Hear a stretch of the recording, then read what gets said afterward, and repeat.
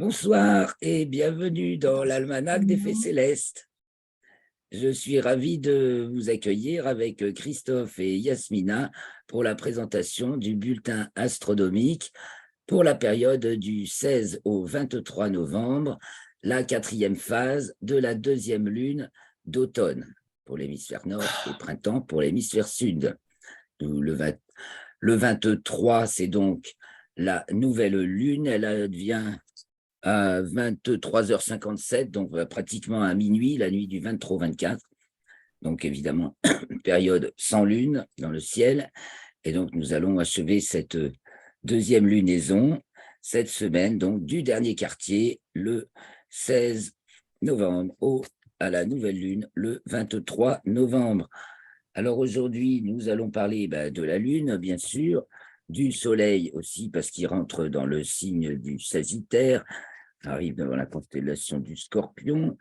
Nous allons parler de Vénus et de Mercure qui sont conjointes aussi le 21, et nous allons parler de Jupiter qui reprend son mouvement direct le 22, 23, non, le 23, 24. Pardon.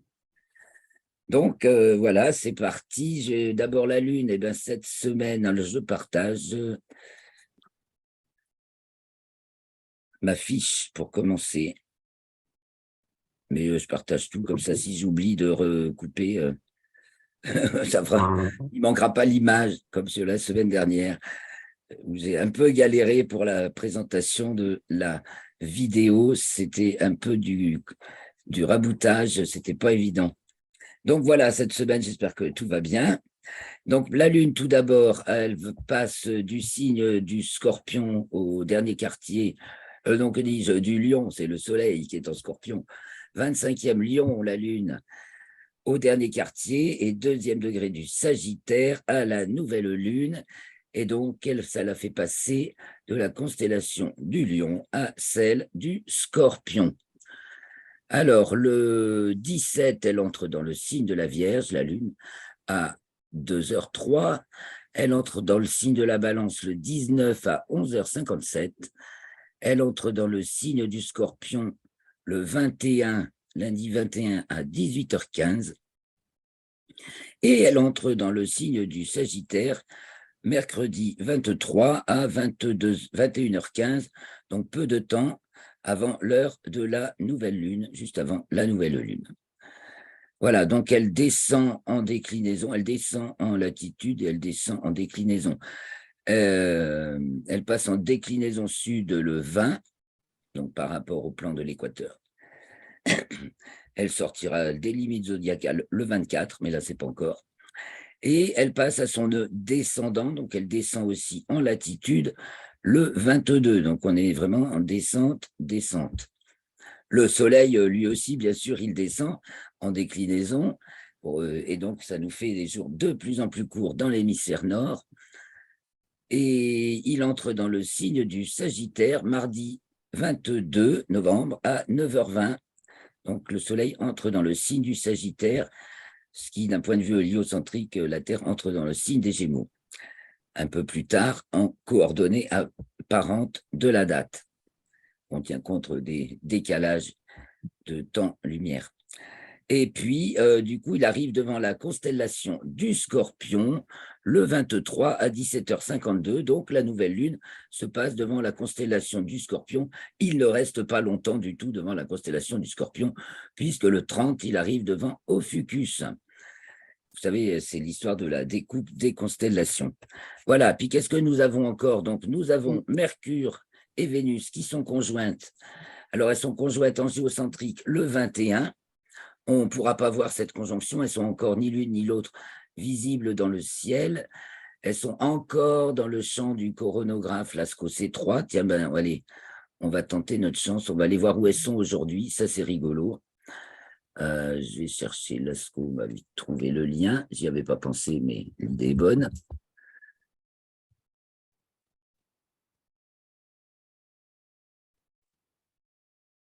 Juste le temps de trouver le bon lien. Ah, il y en a, hop.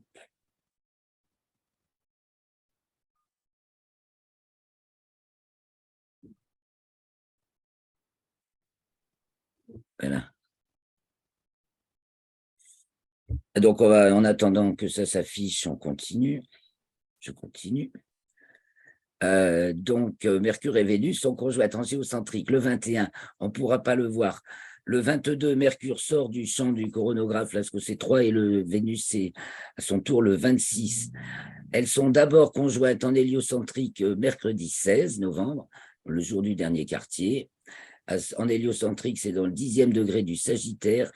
Et en géocentrique, elles sont conjointes donc le 21, et c'est dans le 8e degré du Sagittaire, parce qu'elles sont encore toutes proches du Soleil, donc héliocentrique comme géocentrique. Et en plus, elles sont conjointes en même temps. Donc, c'est fort. Et on va y revenir. Il y a beaucoup de conjonctions Mercure-Vénus en ce moment, en géocentrique. C'est un peu c'est un jeu, parce qu'avec les rétrogradations de Mercure, qui sont fréquentes, et celles de Vénus, qui le sont moins, il peut y avoir une année sans aucune conjonction. Et puis, comme cette année, en revanche, alors, il y en a déjà eu une entre Mercure et Vénus. Il y a déjà eu une conjonction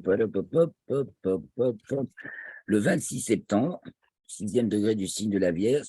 Donc là, ce coup-ci, 21 novembre, en géocentrique, 8e degré du Sagittaire, et elle sera à nouveau conjointe le 29 décembre dans le 14e du signe du Capricorne. Ce sera guère plus observable puisque le Soleil y sera aussi. Donc en fait, à chaque fois, elles sont conjointes, mais on ne peut pas les voir dans le ciel. Mais en attendant, astrologiquement, on va en reparler.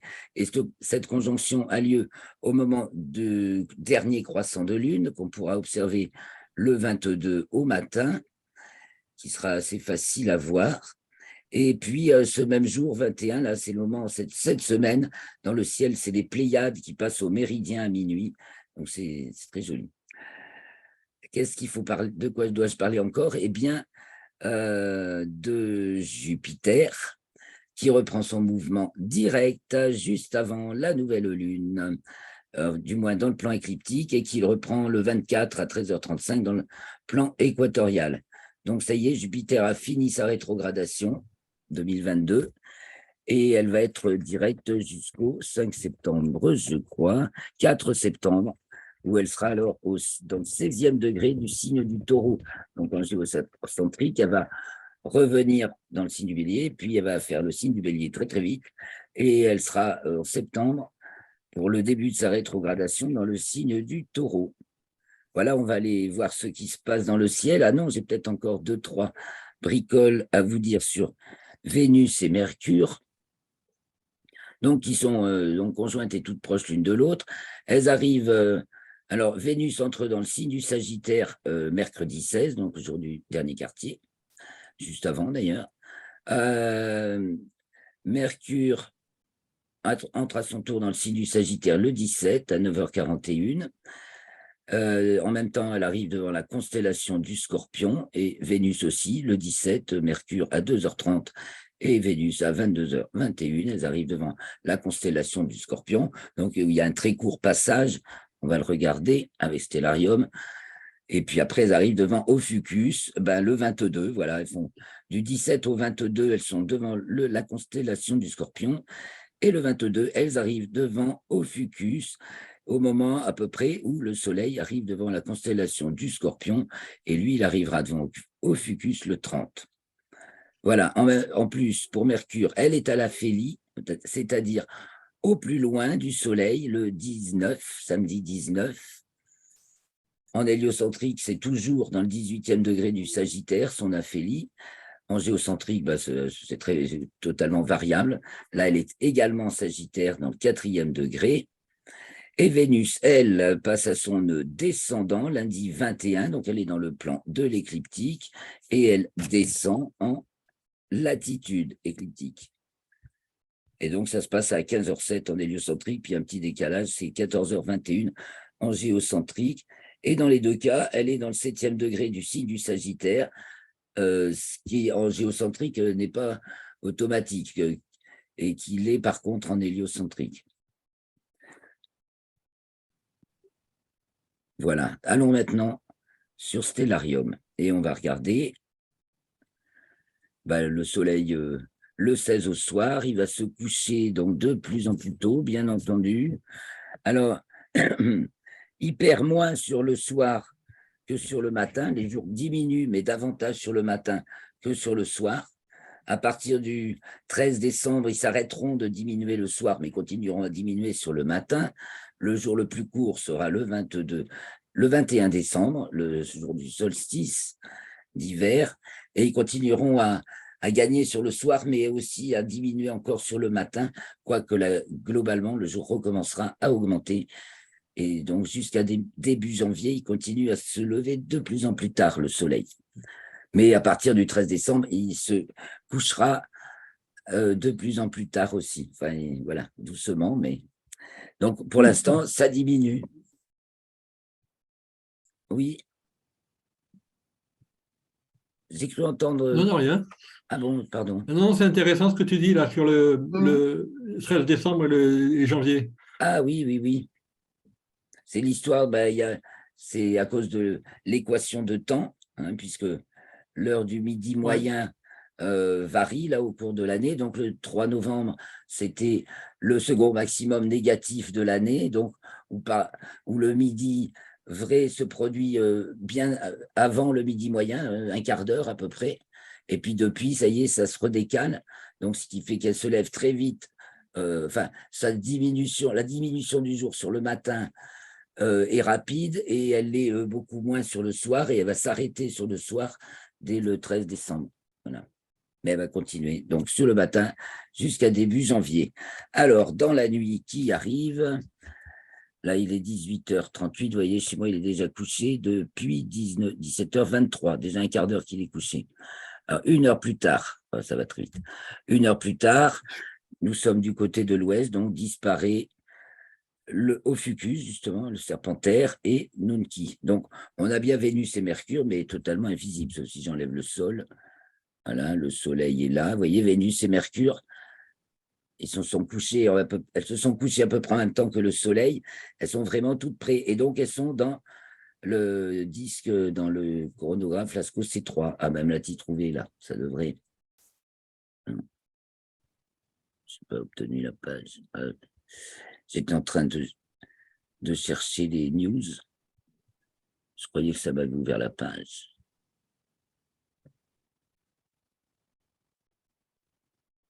Tant qu'à faire, c'est le moment de les regarder. Voilà. Voilà. Ah, on les voit bien toutes les deux aujourd'hui. Là, c'est toujours l'image du moment. Ça se recale. C'est aujourd'hui à 15h06 TU, 16h06. Donc Vénus, bien entendu, et Mercure. La plus brillante, c'est Vénus. Mercure va plus vite que Vénus et va sortir du champ un peu plus tôt que Vénus. Donc, puisque le 21, elles sont conjointes, elles seront un peu plus par là. On pourra les y observer encore près de la sortie, en quelque sorte. Et donc, c'est tout le champ de ciel autour du Soleil que permet de voir ce coronographe. Il masque le disque du Soleil lui-même. Et donc, on voit tout ce qu'il y a autour. Et donc, on voit aussi les comètes qui arrivent, les éjections de masse coronale du Soleil, les gros événements solaires, et toutes les étoiles. Et des fois, c'est un sacré jeu. Une comète en bas, là, aujourd'hui. Et donc, les planètes comme Vénus et Mercure, là, on les voit bien. Alors, je reviens sur notre stellarium. Je mettrai cette image dans l'article. Ouais, c'est sympa. Alors, il y a toujours un lien dans l'article pour aller le voir au moment où vous lisez l'article. Bon, alors, maintenant, vous voyez, ce qu'on ne verra pas, je remets le sol. Donc, la nuit avance. Donc, au couchant, on fait un petit tour de ciel au début de la nuit. Donc, du côté de l'ouest, Ophiuchus, le Sagittaire qui se couche au sud-ouest, déjà presque couché. Ici, Hercule. Là-haut, enfin là, un peu plus haut, le grand triangle de l'été qui est déjà bien entamé sur le couchant. Donc, Véga, Deneb et Altaïr. Tournons-nous vers le sud. On a le Capricorne, on a Saturne en début de nuit qui culmine. Je sais pas où mettre ça. En début de nuit, Saturne culmine devant la constellation du Capricorne et elle a repris son mouvement direct, elle. Et pour l'instant, elle est loin devant le Capricorne. Puisque c'est le tour de Jupiter. Ensuite, bien sûr, ce qui brille le plus fort, au sud-est, Jupiter, qui brille beaucoup plus fort que Saturne, mais Saturne, on ne peut pas non plus la manquer, surtout, donc elle culmine en début de nuit. On voit l'étoile faux maillot du Poisson austral et on voit Jupiter qui brille au sud-est de tous ces feux. Alors bien sûr, il y a des phénomènes, toutes les semaines, il y a des phénomènes de Jupiter à observer. Je les mentionne dans la fiche, on peut jeter un coup d'œil, ils sont là. Voilà, donc c'est les bons moments pour braquer un télescope sur Jupiter pour voir des événements. Je ne mets pas les passages de la grande tache rouge.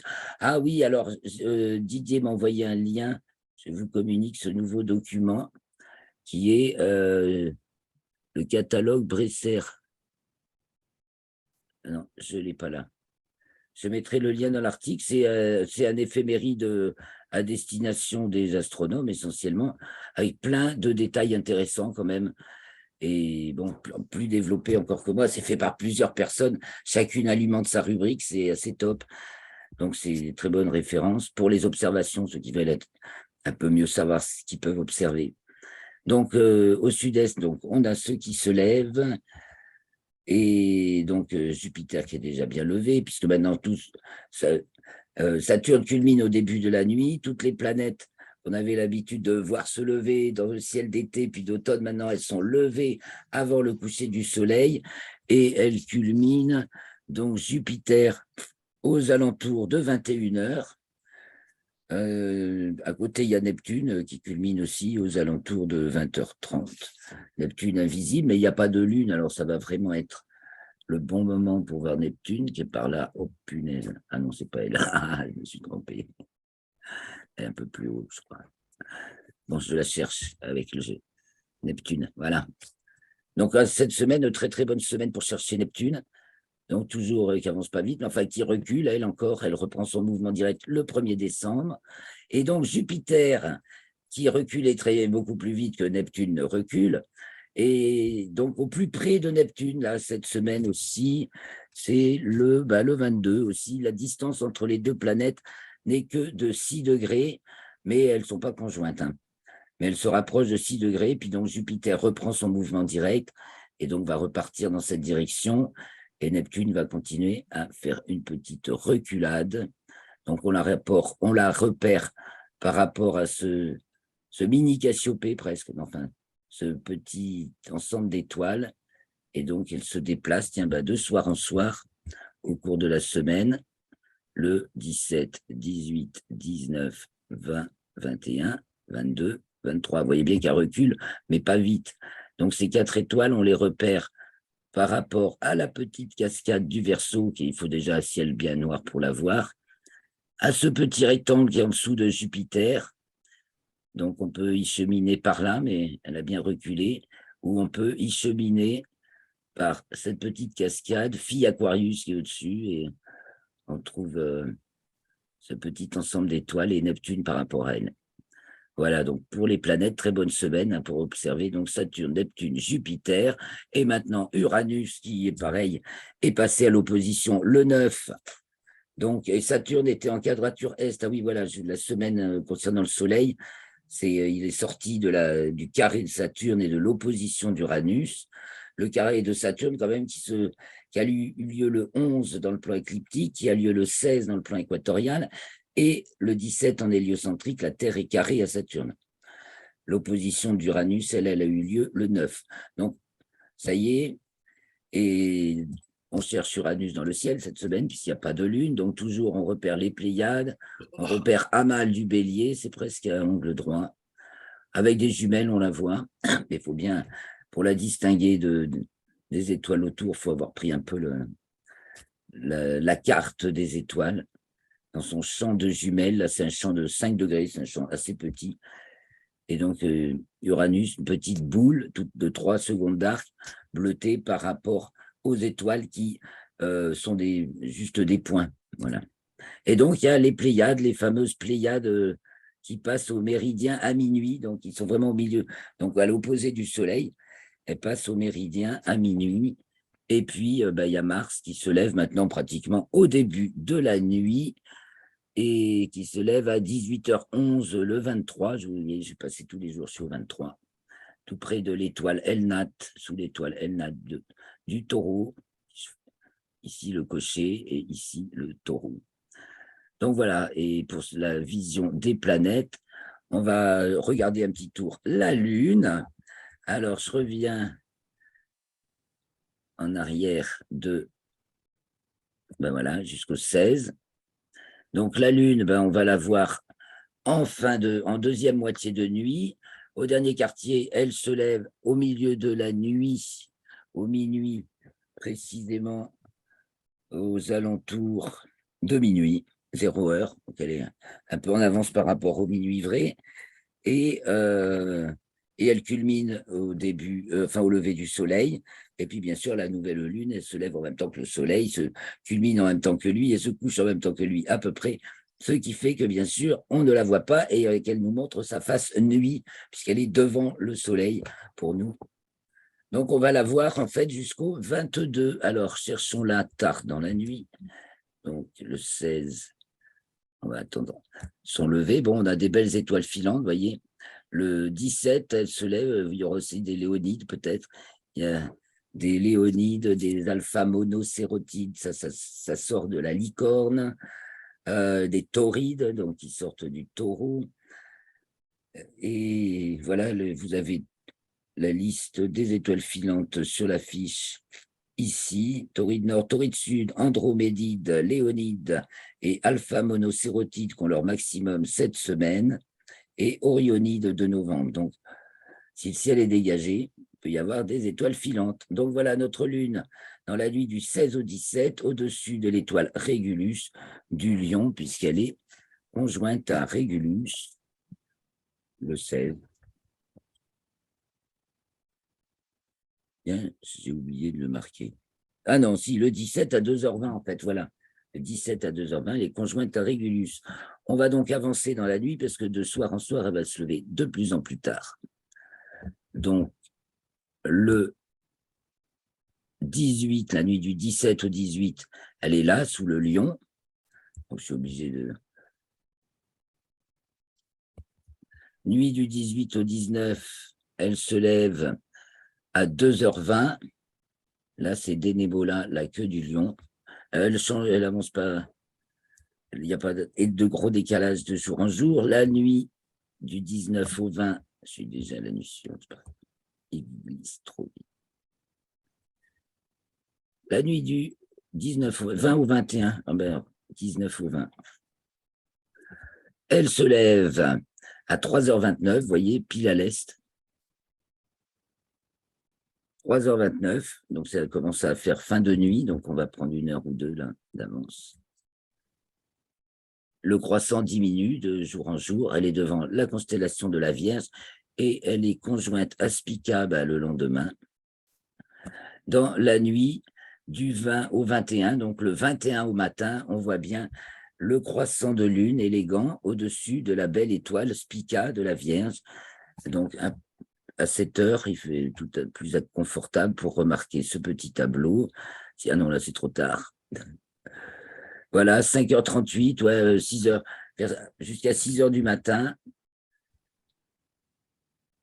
6h ou même 7h. Voilà, apprécier lune conjointe à Spica.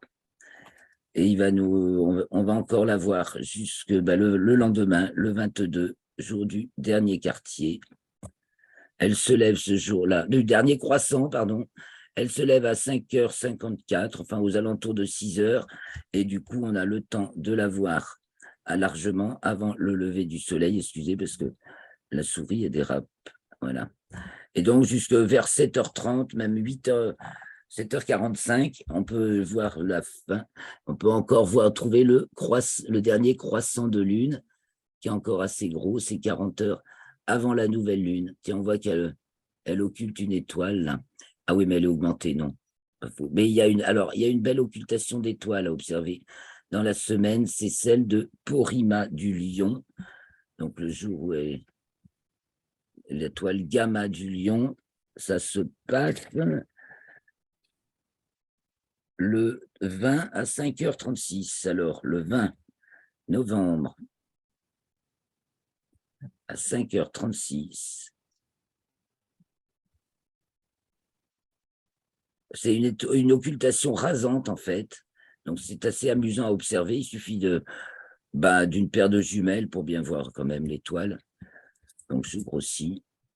J'enlève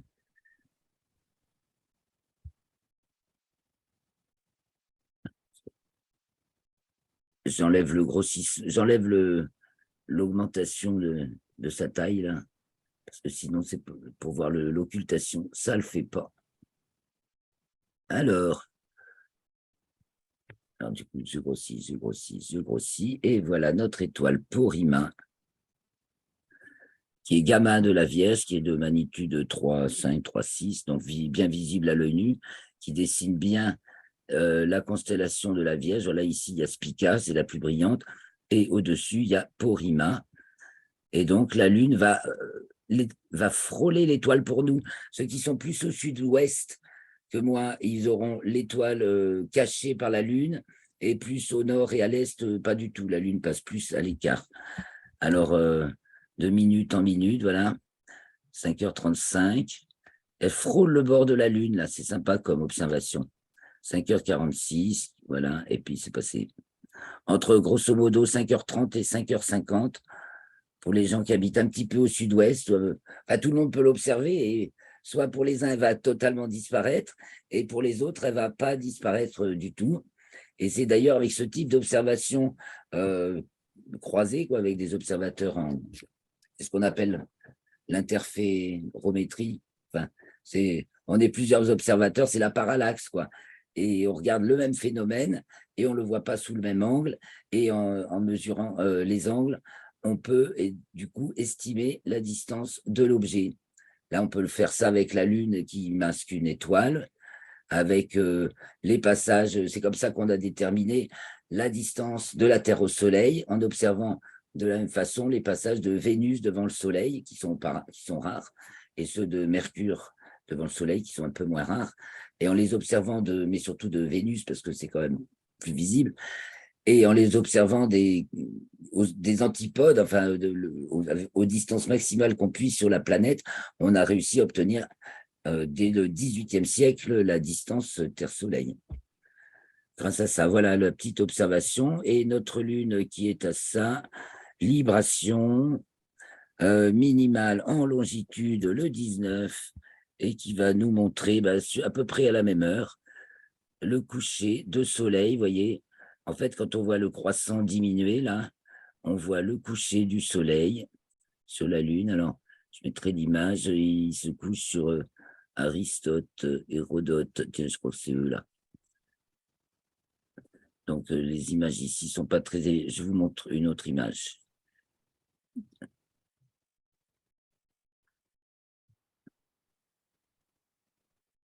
Là, on voit mieux.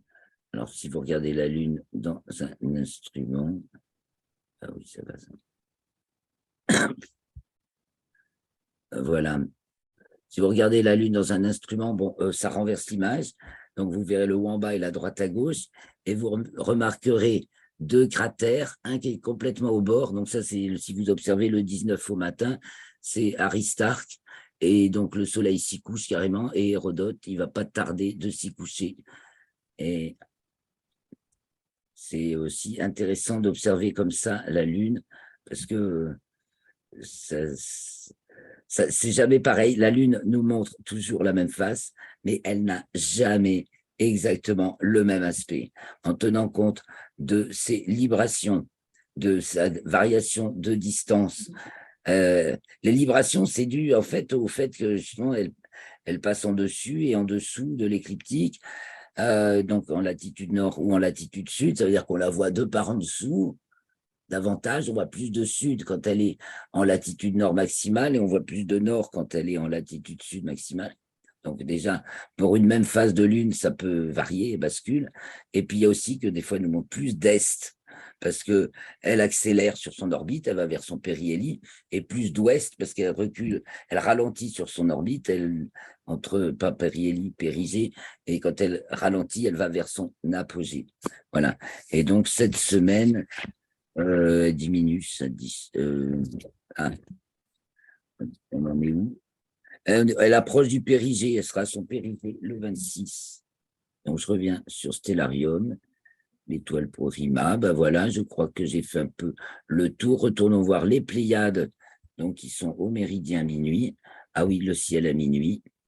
Voilà, bon là c'est le matin. Alors le matin, et Sirius et Orion sont déjà en train de se coucher. Je reviens un peu sur la minuit. Donc aux alentours de 0h49, on ne va pas être difficile. À la minuit, donc au sud, culmine l'Éridan, le grand fleuve céleste que chaque peuple, pour les Égyptiens, c'était le Nil, pour les Romains, c'était le Pô. Pour chacun, c'est l'image du fleuve qui relie le ciel et la terre. Certains l'appellent même le fleuve d'Orion, parce que vous voyez, bien sûr, il relie la constellation d'Orion à l'hémisphère sud ici.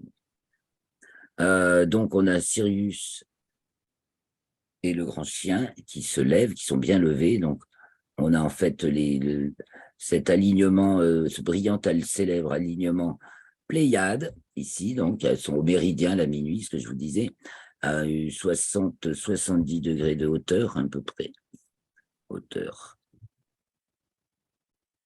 70 degrés de hauteur, culminent les Pléiades, à 45 nord à peu près. 45 nord, 69 degrés de hauteur. Donc à Paris, 4 de moins, donc 65 degrés de hauteur culminent les Pléiades à Paris. Donc il y a les Pléiades, Aldébaran du Taureau, qui est un peu éteinte par Mars, qui est très très brillante, hein, et de même couleur. Les trois mages d'Orion, Al-Nilam, Al-Nitak et Mintaka, non, c'est dans ce sens-là. Al-Nitak, Al-Nilam et Mintaka, la plus petite. Voilà. Avec la magnifique nébuleuse d'Orion, donc évidemment, il faut prendre ces instruments et regardez, c'est déjà visible à l'œil nu par un ciel convenable, dans des jumelles, puis après au télescope. C'est un des rares objets célestes qui en visuel au télescope, révèle des couleurs.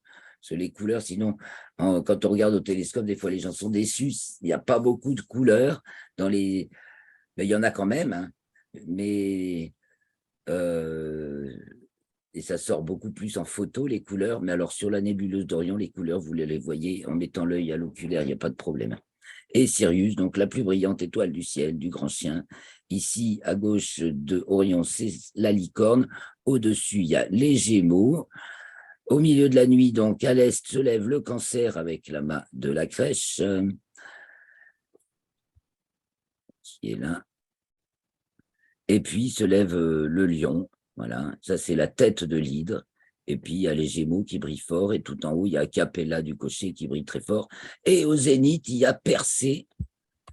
Persée passe au zénith, vous voyez, au milieu de la nuit en ce moment. Persée, donc les Pléiades. Persée au zénith, les Pléiades au méridien. Et du côté du nord, au milieu de la nuit, on a la petite ours pendue par sa queue, le dragon qui passe au plus bas, culmination inférieure, la grande ours qui remonte du côté de l'est, la girafe très discrète qui culmine. Alors, il y a des choses sympathiques à observer dans la girafe. C'est le meilleur moment pour distinguer cette constellation très discrète. À gauche, qui redescend, il y a Cassiopée ici, et Céphée qui redescendent. Et voilà, j'enlève les objets du ciel profond. Mais enfin, vous pouvez apprécier le double amas de Persée, justement, entre Persée et Cassiopée. Ça se repère aussi à l'œil nu, puis après on met des jumelles. Et puis la galaxie d'Andromède, qui est en très bonne position aussi d'observation, qui est un des objets visibles, devinables à l'œil nu et facilement visible dans un petit instrument, puisque c'est la galaxie la plus proche de nous. Voyez, et donc les planètes maintenant vont se coucher. Le Saturne est déjà couché au milieu de la nuit. Jupiter lui emboîte le pas, donc Neptune aussi, qui est juste avant. Il nous reste au milieu de nuit, Uranus. Et voilà. Je suis paumé. Mars. Ouais, elle est haute. Ah oui, au milieu de la nuit, Mars est très haute. Mars augmente toujours en éclat. Là, elle devient de plus en plus importante dans le ciel. Son opposition, ça va être le 8 décembre. C'est là qu'elle va être la plus près, la plus grosse et la plus brillante. Elle surplante bientôt Jupiter ou pas loin. Pour l'instant, Jupiter brille encore plus fort qu'elle. On va bientôt. On la voit déjà, Mars. Hein. Ah oui, ça y est, même de Paris, on doit bien la voir. Et c'est maintenant, elle est depuis une semaine. Ouais, c'est ça, c'est ça. puisqu'elle se lève maintenant aux alentours de 18h30 et ben, elle va se lever de plus en plus tôt. Chic alors, même à Paris, on voit Mars, ça va fighter. Non, j'espère que ça va donner du cœur au ventre à tout le monde. On reprendra ça. Alors, plus les étoiles filantes, enfin, ça fait beaucoup de. Question. Oui, avec plaisir. Oui, c'est superbe. Et quand vous dites on voit Mars sur Paris, À l'œil c'est-à-dire que nu. quand on voit le ciel qui est rouge, Oh, Mars, elle non? Ah perce. oui, Jupiter et Mars, vous pouvez les voir de Paris, oui. oui, à l'œil nu, hein. Oui, oui. Suffit d'y prêter un peu attention. Donc là, c'est au milieu de la nuit. C'est sûr, elle se lève à Il 18h30. faut savoir Alors, où il est. Il ouais, du côté de faut l'Est. savoir où elle est, c'est tout. Voilà. En début de nuit, il D'accord. faut bien que vous attendiez au moins 20h, 21h pour qu'elle soit assez haut au-dessus des immeubles. Et du côté de l'Est, vous ne pouvez pas la manquer. Et vous avez Jupiter plutôt vers le sud. Voilà, en début de nuit, je me remets un peu en début de nuit. Là, il est, Vers 11h, je l'ai vu, voilà, le 20h. mercredi Ah ben dernier. voilà, vers 11h. Là, je suis à pratiquement 22h. Ouais, ouais. 22h le 19. 22h le 19. Donc, Mars est du côté de l'Est. Elle est déjà à 33 degrés de hauteur. Et Jupiter, elle est au sud. Elle a déjà passé même. Et elle est à 41 degrés de hauteur. Un peu au sud, elle est déjà un peu du côté de l'ouest pour Jupiter. Donc, ces deux-là, vous les voyez bien. Vous voyez même. Et puis, la Lune, si vous êtes. Il faudrait peut-être la Lune dans le ciel en deuxième moitié de nuit, au début de la période. Voilà. Ben, c'est génial. Aujourd'hui, il n'y a pas eu de coupure. Je vous remercie beaucoup de votre participation. Oh, c'est super, hein. Quand il n'y a pas de Mais en tous coupure, les c'est cas, super. excusez-moi pour la dernière fois parce que Claire, je voulais vous dire la dernière fois, je n'y ai pas pensé quand je me suis inscrite, mais j'avais pas vraiment, j'ai pas eu ce tilt, j'ai vraiment pas pensé. Et là, vous m'avez rappelé et il n'y a pas de souci parce que j'aime beaucoup. Moi, je suis pas astrologue, j'apprends actuellement, je suis pas, mais j'ai vu que ce que vous faisiez, c'était hyper intéressant pour les gens qui connaissent pas.